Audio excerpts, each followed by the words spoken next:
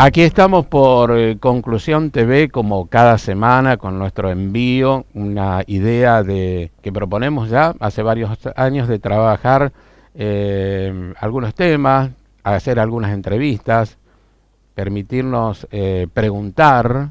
No siempre obtenemos las respuestas que queremos, y eso es bueno también porque nos ayuda a pensar de manera crítica.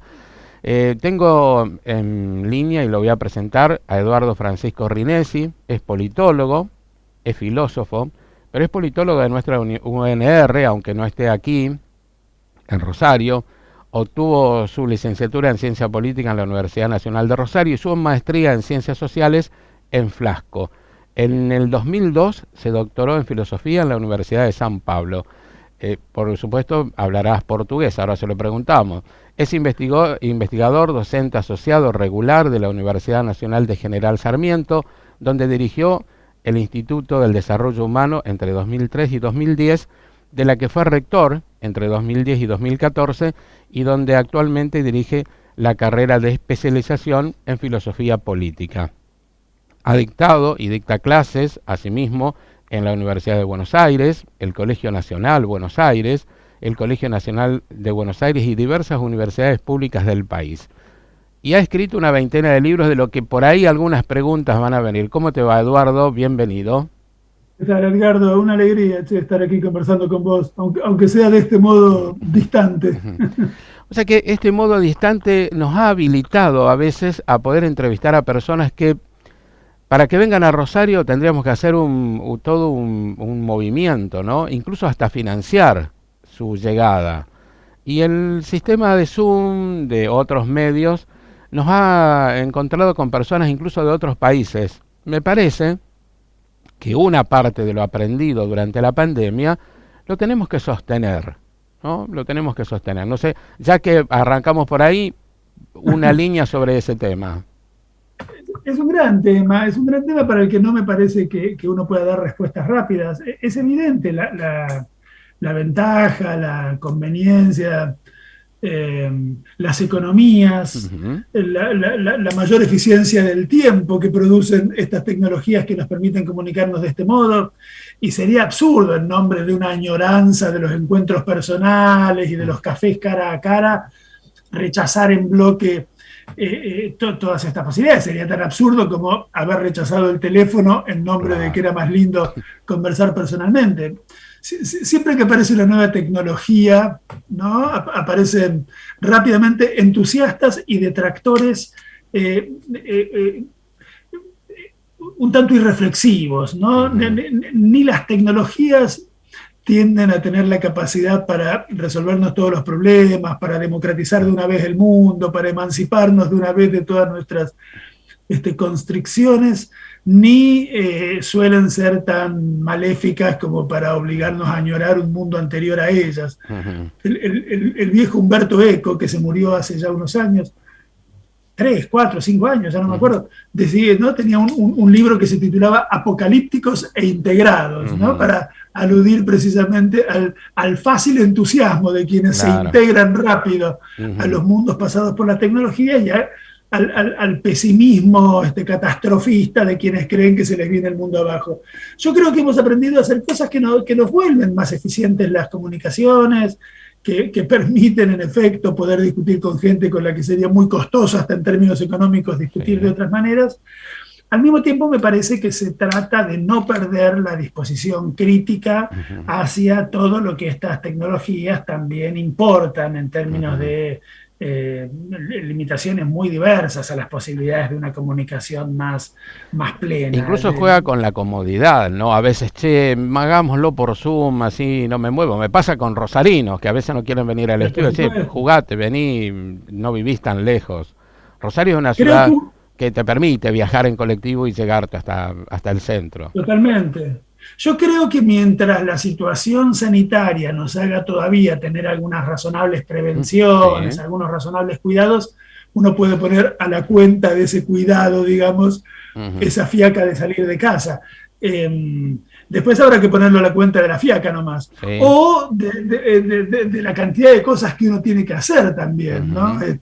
Sí. Y no parece que uno pudiera reprocharle a alguien que diga, che, ¿por qué no hacemos un Zoom igual que decimos, che, ¿por qué no lo resolvemos por teléfono? Che, te mando un WhatsApp, ¿no? Sí. No me parece que... Sí me parece que deberíamos cuidarnos de que ciertas prácticas donde la reunión efectiva de los cuerpos tiene un valor y tiene una potencia intrínseca, se nos pierdan en el camino de esas comodidades, de esos temores, de esas fiacas o de esa búsqueda de eficacia. Algo de eso dice Rita Segato, ¿no? En la corporalidad del otro, ¿no? Y la importancia. Yo creo que sin duda, y uno puede pensar, por supuesto, en la educación, por supuesto, en las clases, por supuesto, en lo irreemplazable. Y creo decir esto no animado por ningún conservadurismo, por ninguna cosa de viejo profesor, que un poco soy también, pero no creo que sea esa nostalgia, sino más bien la comprensión de que es otra cosa, evidentemente, dictar clases en un aula, recibir clases en un aula, conversar con los compañeros en un aula, poder participar de una vida social, cultural, educativa, política, institucional, de cuerpo presente. Y ciertamente, tanto como me preocupan las prácticas pedagógicas, me preocupan las prácticas políticas. Sí. A mí me parece que la pandemia, que produjo muchos problemas a nuestra vida colectiva, que produjo incontables problemas a nuestra economía, que en efecto nos tuvo de sobresalto en sobresalto durante estos 2 últimos años, sin contar en efecto con el dolor de tantísimas pérdidas. Me parece que tuvo también como consecuencia una que es siempre políticamente indeseable, que es mandarnos adentro de nuestras casas, ¿no? Y adentro de nuestras casas somos más impotentes. Sí. Adentro de nuestras casas es más difícil hacer política. La otra cara sería que nos sacaron de la calle. Nos sacó la pandemia, ¿no? Quiero decir, a diferencia de otras veces, donde nos sacaron de la calle, a veces de prepo, a veces por la fuerza de las armas, a veces porque nos dijeron desde arriba de un balcón, vayan a besar a sus hijos a sus casas y a decirles que no hay sangre en la Argentina, que a este bolonqui lo arreglo yo. O eso váyanse a dormir, también nos dijeron, desde un también televisor. Nos dijeron que nos fuéramos a dormir y que nos dejáramos de macanas con querer ver los números. Quiere decir, se nos ha sacado de las calles, se nos ha sacado de las plazas, se nos ha sacado de la vida pública de muchos modos. Creo que acá no cabe ningún conspirativismo, que los hubo, tuvimos que leer un montón de cosas, algunas de ellas particularmente tontas, respecto a la conspiración que se aprovechaba del virus para mandarnos maléficamente a nuestras casas, para convertirnos en ciudadanos pasivos. Sin suponer ninguna conspiración particularmente maliciosa, el hecho es que el virus nos mandó a nuestras casas, que las autoridades sanitarias, y bien que hicieron, nos mandaron a nuestras casas y que estuvimos un año encerrados y el otro semi-encerrados y con muchas precauciones, y eso tiene consecuencias para la política. Sí. Si un problema de los sistemas democráticos representativos es que esa lógica de la representación distancia siempre el lugar del representante del lugar de la ciudadanía, cuando además esa ciudadanía tiene que estar en su casa mirando Netflix porque tiene miedo de morirse si atraviesa la puerta de la casa. Leí en el contexto de la pandemia, volví a leer en realidad El Eternauta de Oesterheld, y tenía esa resonancia, ¿no? Esas escenas primeras donde los personajes no se animan a abrir la puerta de la casa porque del otro lado está la muerte. Entonces, eso nos condujo evidentemente a una cosa muy pasiva, a una forma de la ciudadanía muy pasiva que no es reemplazable por reuniones, por muchas que sean las reuniones en las que participamos, por Zooms, por grupos de WhatsApp, por grupos de mails. La política es otra cosa, y yo creo que la política democrática se resintió sin duda en la Argentina como consecuencia de es codo a codo, ¿no? Yo dije de la calle porque nos podríamos haber manifestado en distintas situaciones para dejar claro cuál era la posición de las mayorías. Hoy, hoy en página creo que escribe Adrián Paenza algo de lo que estamos hablando y dice, yo no soy muy afecto a ver TV, dice, pero por el tema de la pandemia terminé viendo La Revolución de los Zares, un documental que coincidentemente había visto. Hay uno de los dictadores que también tiene un sesgo cuando está puesto ahí, pero por lo menos te permite meterte en algunos temas. Por eso digo, algo rescatemos, pero también tratemos de recuperar esos espacios, la plaza, la calle, el lugar de discusión, el encontrarnos con barbijo, sí, aunque sea para intercambiar alguna idea. Sin duda, hoy eso es posible y yo creo que es necesario. E insistiría en esto que vos decís, no me parece que sea simplemente un problema geográfico o urbanístico o de localizaciones. La calle en sí misma no es un lugar virtuoso. La calle también es el lugar del tránsito de las mercancías, la calle es el lugar de los negocios capitalistas, la calle es el lugar donde te atropellan los autos. Quiero decir, la calle en sí misma, es la calle para discutir, es la plaza para deliberar. Para sentar una posición. Sí, es una actitud de encuentro de los cuerpos y de las voces y de las argumentaciones, ¿no? Hace poquito tiempo, 2 meses, 3 meses, conmemoramos,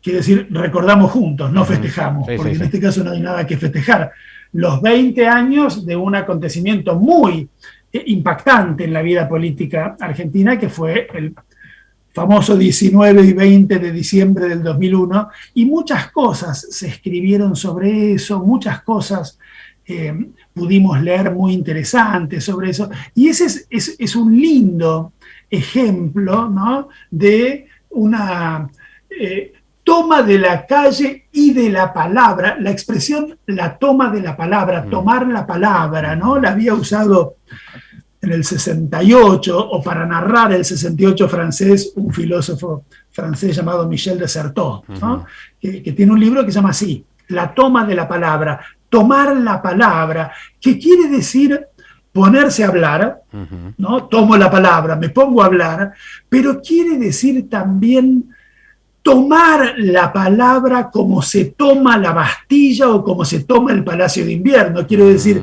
tomar una cosa que normalmente está hegemonizada por algunos, está apropiada por algunos, solo es legítimo si la articulan algunos, para convertirla en un bien público, ¿no?, y formar parte de él. Me parece que se trata de retomar la ciudad, de retomar la plaza, de retomar la palabra para volver más democrática la democracia. Ese me parece que es el desafío.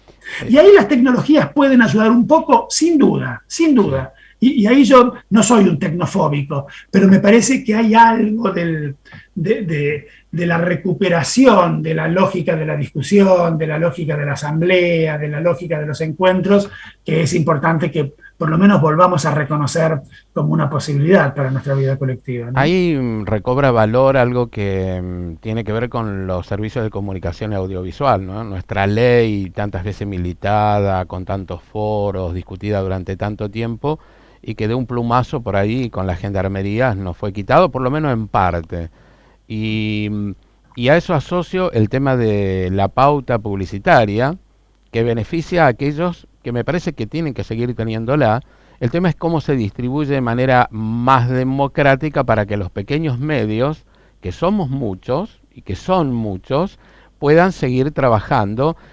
Yo no me parece que tengamos que contrarrestar el discurso de la derecha o eso, pero sí tenemos que poder tomar la palabra, pero también teniendo la posibilidad de difundirla, porque a veces la tomamos y no tenemos esa capacidad de financiarnos la difusión de lo que queremos discutir, no lo que queremos imponer. Exactamente. Yo creo que es necesario, por cierto, todo lo que venimos conversando, las transformaciones tecnológicas operadas en los últimos años, la circunstancia de que hoy muchas más cosas pasan por estos bichitos, ¿no? Y las redes y yo qué sé qué, que las que pasaban cuando fue redactada y promulgada la Ley de Servicios de Comunicación Audiovisual. Evidentemente esa ley, hoy no podríamos pensarla igual que como se la pensó en su momento, pero es cierto que ese plumazo del que hablabas, con el que se llevaron puesta el espíritu democrático de esta ley, eso fue tremendo, fue un golpe durísimo, ¿no?, para la democracia en la Argentina, la que le infligió el macrismo brutalmente, ilegalmente, antidemocráticamente, de un modo muy, muy, muy tremendo, haciendo una cosa que vale la pena comentar, porque lo único que hizo el macrismo en realidad en relación con la ley de servicios de comunicación audiovisual, que no fue abolirla, que no fue derogarla, ni cambiarla por ninguna otra, fue tocarle un puñado de artículos que eran los que importaban desde el punto de vista material, porque eran los que impedían la concentración monopólica de los medios, que hoy es flagrante. Hoy es flagrante. Hoy basta prender la televisión, basta escuchar la radio para advertir hasta qué punto es homogéneo, como nunca antes en la historia argentina, me parece, a pesar de esta diversidad de medios pequeños a los que aludís, a pesar de la diversidad de las redes que sin duda ha cambiado mucho las cosas, a pesar de que hoy hay un discurso homogéneo, sin fisuras, ¿no?, que ya muchos han hecho el chiste, lo escucho por la televisión, lo escucho por todos lados, del nado sincronizado, ¿no? Donde en montones de canales se dicen las mismas palabras, las mismas cosas, las mismas tonterías, las mismas mentiras, las mismas necedades. Entonces, a mí me parece que no deberíamos desaprovechar la circunstancia de que la Ley de Servicios de Comunicación Audiovisual, a pesar de todo, sigue vigente. Y sigue vigente también en sus aspectos filosófica, doctrinaria, mente más importantes. Y la Ley de Servicios de Comunicación Audiovisual en la Argentina dice algo que es fundamental. Dice que la comunicación es en este país un derecho humano universal. Y hay que obedecer esa ley, y hay que actuar, y los primeros que tienen que actuar son los gobiernos del Estado, a la altura del desafío que supone, en efecto, convertir a la comunicación, o volver a convertir a la comunicación, o volver a intentar, siquiera, llevar a la comunicación a ser, de verdad, un derecho humano universal, que es un derecho interesante por dos razones. Primero, porque es al mismo tiempo un derecho de los individuos y un derecho colectivo del pueblo. Cuando se dice el derecho a la comunicación, como cuando se dice el derecho a la educación, como cuando se dice el derecho a la salud o al medio ambiente, se está diciendo al mismo tiempo un derecho individual de cada ciudadano o ciudadana, pero también un derecho colectivo del pueblo en su conjunto. Es cada ciudadano o ciudadana el que tiene derecho a decir lo que se le ocurra sin tener miedo a la represión policial, sin tener miedo a la censura o sin tener miedo a no tener los recursos económicos para poder decirlo. Decir hoy sale muy caro en una sociedad mediatizada, pero también el pueblo en su conjunto tiene derecho a ser informado de una manera diversa, plural, de calidad. Por eso es un derecho individual y es un derecho colectivo, y es un derecho de ida y un derecho de vuelta de los emisores y de los receptores. Es el derecho a decir y es el derecho a que no nos vengan todo el día con el mismo cuento. Claro. Es el derecho a cambiar de canal de televisión o de dial de la radio y escuchar otra voz, y no apenas otra inflexión de la misma voz. Yo creo que ahí tenemos mucho para hacer. Me parece que los pequeños medios tienen una tarea fundamental, los medios comunitarios, los medios cooperativos, por supuesto los medios públicos, y doy una importancia grande de formación profesional o enamoramiento de las instituciones donde paso la mayor parte de mi tiempo. Tienen un papel fundamental los medios universitarios. Sí. Los medios universitarios tienen una tarea fundamental en el esclarecimiento de las discusiones colectivas, en la levantada de puntería de los debates colectivos. Hay cosas que en la Argentina se discuten durante muchas horas de televisión por día y se discuten muy mal. se discuten con extraordinaria pobreza, y uno tiene ganas de decir, che, ¿en serio vamos a discutir así estos problemas con los expertos que tenemos en las universidades públicas, con los expertos a los que el pueblo argentino, garpando sus impuestos, les paga para que sean expertos, y eso no para que ellos incrementen su currículum vitae escribiendo cosas en revistas referateadas, eso para que alimenten las grandes discusiones colectivas, ¿no? También con una voz a la que los medios tienen que dar lugar. Sí, me parece que ahí hay mucho para hacer, para democratizar los medios. Es una decisión, me parece que ahí necesitamos de decisiones políticas, ¿no? Yo antes de comenzar el programa hice una referencia a la ilusión del 2019, y si hoy todavía está vigente, por ejemplo, la ley, poder repensar la ley y hacerle las intervenciones que sean necesarias, no parece un tema que vayamos a discutir en la Cámara de Diputados ni de Senadores. Una intervención a la ley de servicios financieros, no parece que le vayamos a dar la discusión en este momento. Siempre hablamos de que la Argentina tiene 40, 45, 50% de pobreza, porque esto es habitual. Hablamos del 50% de inflación, pero nunca nos referimos a la riqueza. ¿Y qué pasa con el tema de que a los ricos le cuesta tributar? Le es fácil eludir, le es fácil evadir. Pero nosotros siempre hablamos de pobreza. Es cierto que hay que pensarla, ¿no? Y hay que resolverla con trabajo genuino, con muchas formas. Pero por ahí siempre como estamos guiados en el discurso, ¿no? Como que hay una agenda que nos mete por determinado brete, valga la metáfora del brete por donde van los animales, al vacunatorio, y nosotros por ahí vamos también, ¿no? O sea, es difícil salir de la agenda. Yo esta mañana en el programa de radio decía eso. Planteaba temas que no están en la agenda, y a veces cuesta que el oyente comparta y participe. A lo mejor me cambió cuando yo me puse a hablar de otra cosa que no estaba en la agenda. Sí, sí. Sí, a ver, a mí me parece, vuelvo sobre el comienzo de tu intervención, a mí me parece que el 2019 fue un año ilusionante, fue un año para hacernos ilusiones. Me parece que el discurso de asunción del presidente Fernández nos dio muchas ilusiones.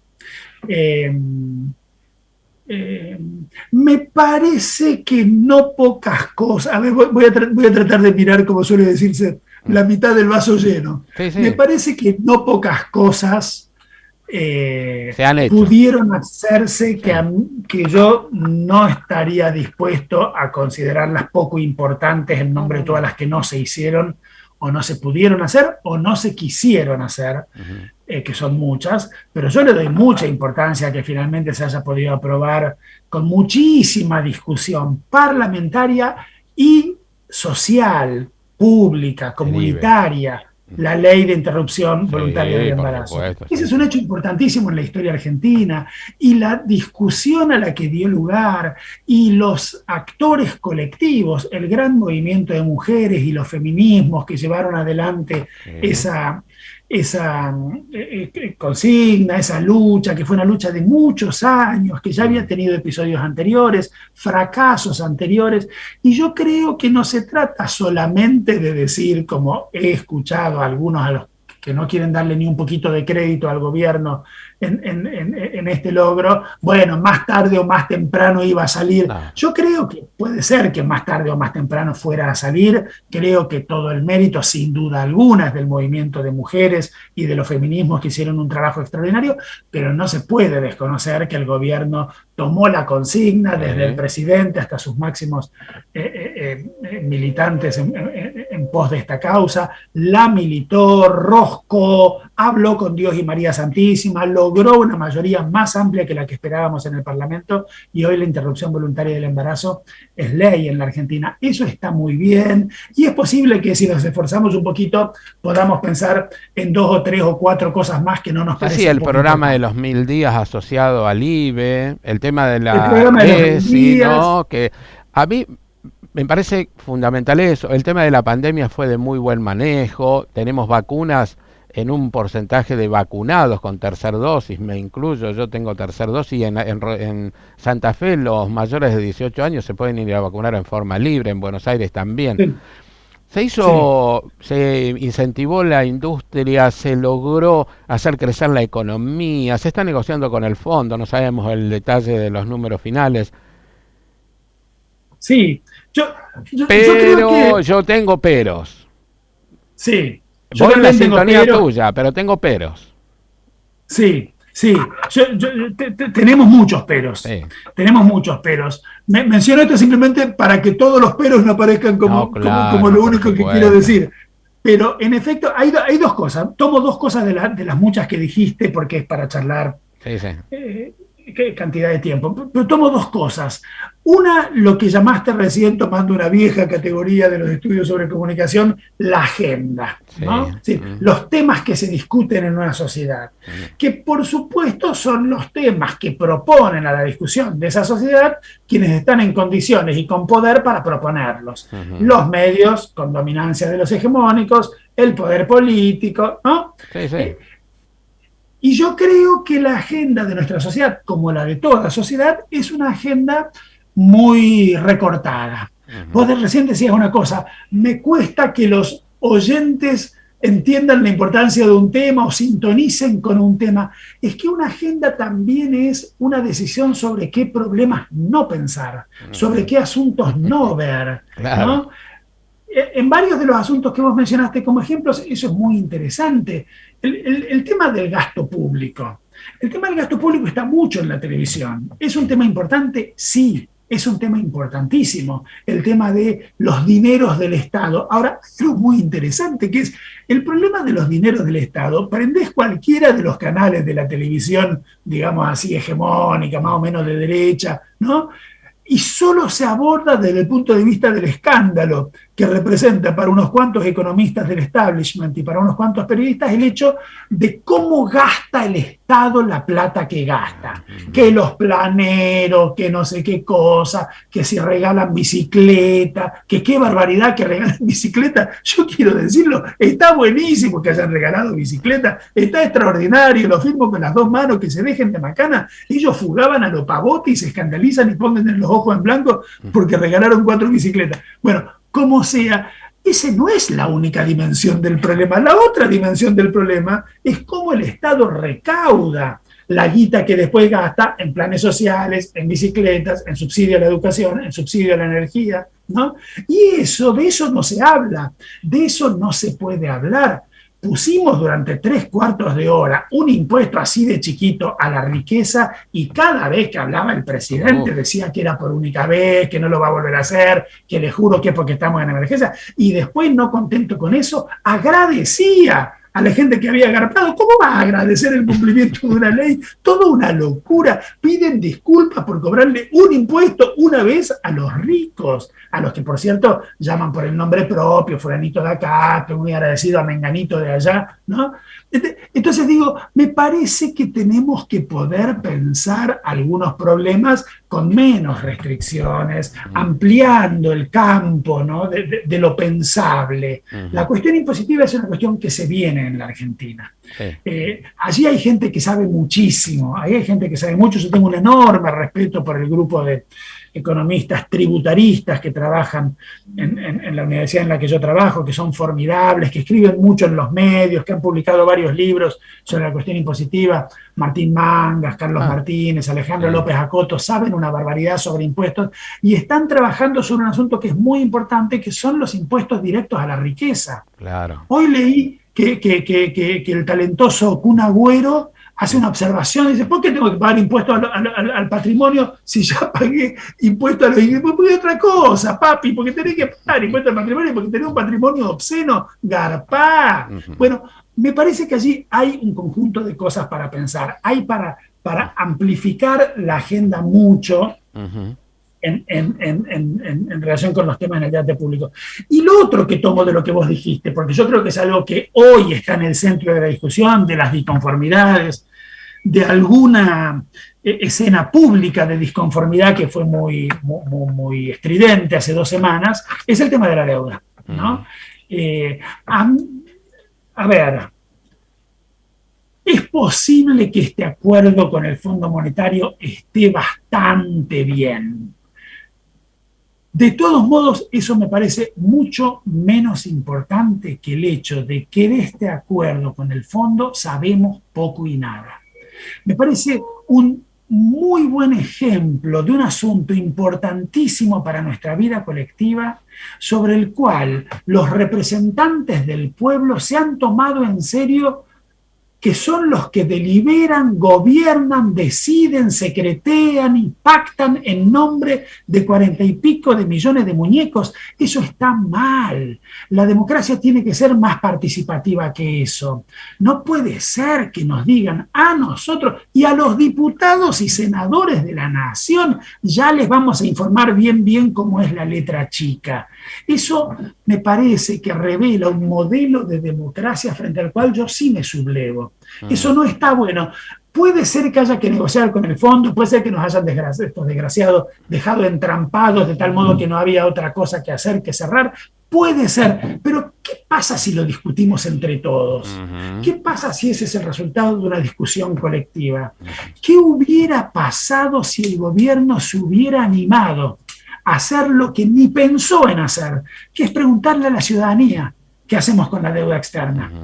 Hace muchos años, Alfonsín, mira lo que te estoy diciendo, ¿no? El Che Guevara. Alfonsín hizo un plebiscito y nos preguntó a los argentinos y a las argentinas si aceptábamos o no la propuesta del Papa para cerrar la posibilidad de una guerra con Chile.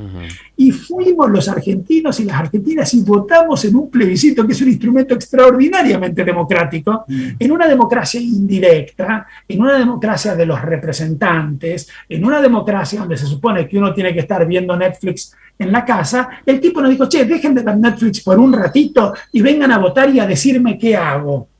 ¿No habría estado buenísimo que este gobierno nos hubiera preguntado, che, ¿qué onda? ¿Qué hago con esta deuda? Que es ilegítima de aquí a la China. Que a lo mejor nos obliga a pensar si no tenemos que romper con estos desgraciados, pero decidámoslo entre todos. No lo puedo decidir yo hablando a puertas cerradas con Guzmán o Guzmán hablando en inglés con Caterina no sé cuánto, ¿no?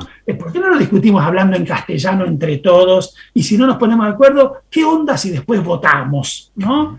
Me parece que esas posibilidades de ampliar la democracia todavía son posibles para nosotros, y yo apostaría por eso. Está relacionado con la comunicación, ¿no? Lo que hablábamos en algún momento de este derecho a la información y a tener una comunicación más amplia.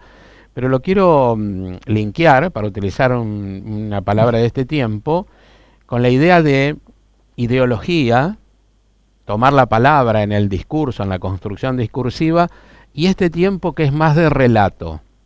Y a veces repetimos, el relato, yo puedo estar equivocado porque no he intervenido mucho ni lo he estudiado, pero apelo a tu conocimiento de filosofía y demás, para ver el relato. Es una construcción que repetimos, no es una construcción que debatimos. Entonces vivimos repitiendo, ¿no?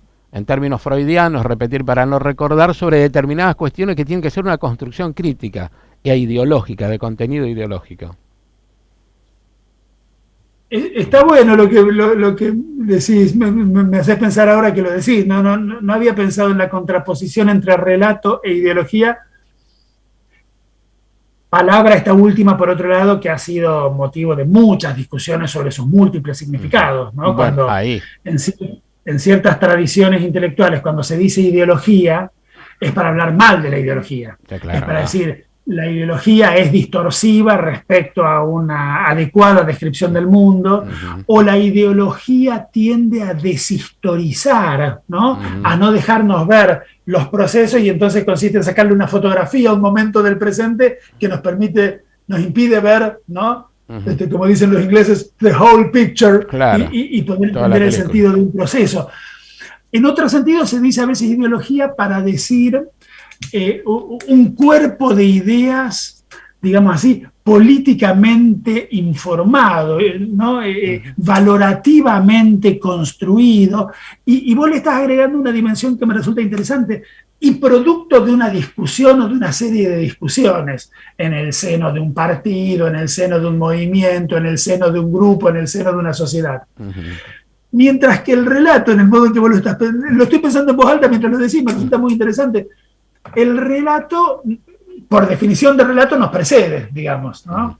El relato es algo que nos cuentan o que nos contamos y tiene en los modos en los que se usa en la Argentina una connotación peyorativa, ¿no? Cuando el macrismo se oponía al kirchnerismo, decía, no, el kirchnerismo es un relato, ¿no? América Latina es un relato, los derechos son un relato, les hicieron creer el relato, ¿no? Dijo un economista del establishment. Les hicieron creer que ustedes podían irse de vacaciones y eso era cuento. Que alguien podía responder, ¿cómo cuento? Si yo me fui de vacaciones, ¿cómo cuento si yo era más feliz? ¿Cuál es la definición de cuento? ¿No? Pero cuento siempre se dice para decir, era mentira, era falso, les hicieron creer porque ustedes son unos giles.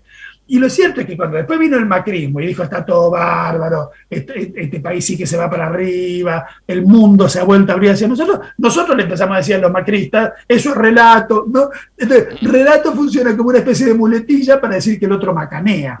Y en ese sentido, la palabra pierde mucha fuerza.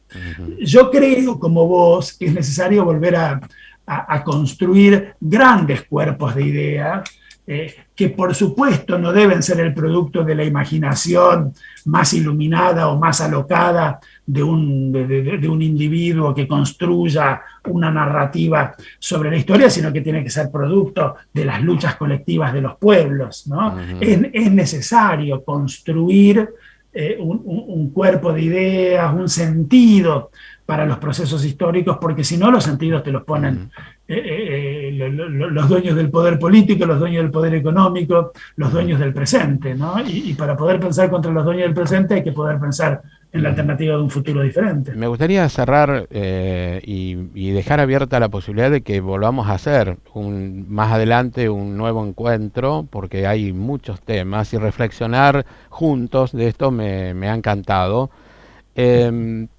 Hay una serie de decires a veces sobre lo posible que podía hacer la Argentina en términos de cuántas cosas podríamos hacer, y hay un grupo importante de personas que habla de los imposibilismos en la Argentina. Creo que algo te puse por WhatsApp de eso, ¿no? Creo que Argentina tiene un gran potencial, quienes la habitamos en su mayoría, sabemos lo que queremos, una mejor economía, un mejor bienestar, queremos trabajo, queremos que todo lo que se subsidie se transforme en algo de trabajo registrado, de calidad, con crecimiento. Somos 45 millones de habitantes. Voy a hacer un paréntesis para los otros días miraba la foto de Alberto Fernández y de Xi Jinping, ¿no? Uno conduce 45 millones de habitantes y el otro conduce 1.300 millones de habitantes. Son dos presidentes, dos economías distintas. Nosotros tenemos problemas para vivir 45 millones de habitantes en un territorio inmenso, con un potencial inmenso. Hay quienes se han dedicado a los imposibilismos en la Argentina. A lo mejor me fui muy largo en la presentación, pero para poder presentarla la idea, ¿no? Sí. A mí me parece que el límite entre lo posible y lo imposible es quizás el centro mismo de todas las luchas políticas que es necesario. Es político. Claro, no hay imposibilidades de hecho, no. Eso no existe, y en ese sentido está bien lo que vos decís. Pero hay militantes de lo imposible. Hay militantes de lo imposible, pero que no son solamente gente resignada. No. Algunos sí, pero te quiero decir, me parece que esos imposibilismos vienen de la mano de la defensa más sabida, menos sabida, más consciente o más ideológica, más rentada o menos rentada, ¿no? Hay gente que cobra mucho dinero por militar imposibilismos y hay gente que milita imposibilismo de salame que es nomás, sí, ¿no? Pero en todo caso, es ideología pura, en el mal sentido de la palabra, es ideología pura que tal o cual cosa es imposible. Y frente a esos imposibilismos está la política. Déjame decirte una sola cosa, pero porque pasó hace relativamente pocos años en la Argentina y me parece interesante como ejemplo.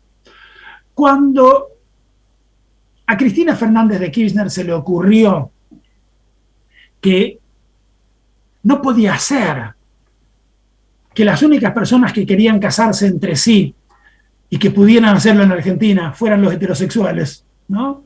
Y se le ocurrió que el casamiento, del cual yo no soy un militante particularmente fervoroso, pero en todo caso no tiene por qué ser un privilegio de algunos, sino que tiene que ser un derecho universal. 7 de cada 3 argentinos y argentinas estaban en contra. 7 de cada 3 argentinos y argentinas, cuando a Cristina se le ocurrió la ley del matrimonio igualitario, pensaban que el matrimonio igualitario estaba mal. Motivo más que suficiente para decir, esto es imposible, no vamos a ir contra el pueblo nunca se equivoca, al fin y al cabo son nuestros votantes, no vamos a ir contra el sentido común, archivemos esto hasta mejor ocasión. No, la mina dijo, está mal que no se puedan casar tipos y tipas que quieren casarse, y militó una ley, y roscó, y consiguió las mayorías parlamentarias, y la sacó, y hoy 6 de cada 4 argentinos y argentinas piensan que el matrimonio igualitario está bien. 6 de cada 10. ¿Cómo? 6 de cada 10.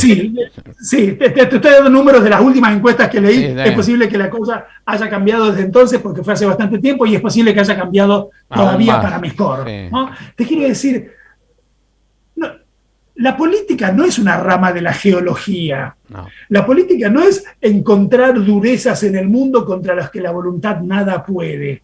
La política es transformar el mundo, y el mundo es las ideas de las personas, cuando creemos que esas ideas de las personas están mal o son injustas, es la distribución de la riqueza, cuando creemos que esa distribución de la riqueza está mal o es injusta, ¿no? De eso se trata. Y entonces, decretar imposibilidades a priori es siempre una forma de la fiaca, es siempre una forma de la resignación, y en el límite siempre una forma de la complicidad, ¿no? Y es contra eso contra lo que me parece que se trata de hacer política.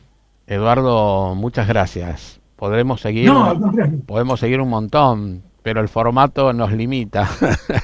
Pero muchas gracias, y bueno, vamos a convocarte para otro programa y podemos abrir un poco más la charla y darle otra carnadura, ¿no? Me gustó mucho que participaras del programa. Gracias. Bueno, muchas gracias, Che. Felicitaciones por el programa, lindísimo, y muy agradable charla para mí también, así que muy agradecido. Que tengas una buena jornada. Suerte. Y con ustedes los televidentes, aquellos que están en las redes, nos encontramos la semana que viene. Un abrazo.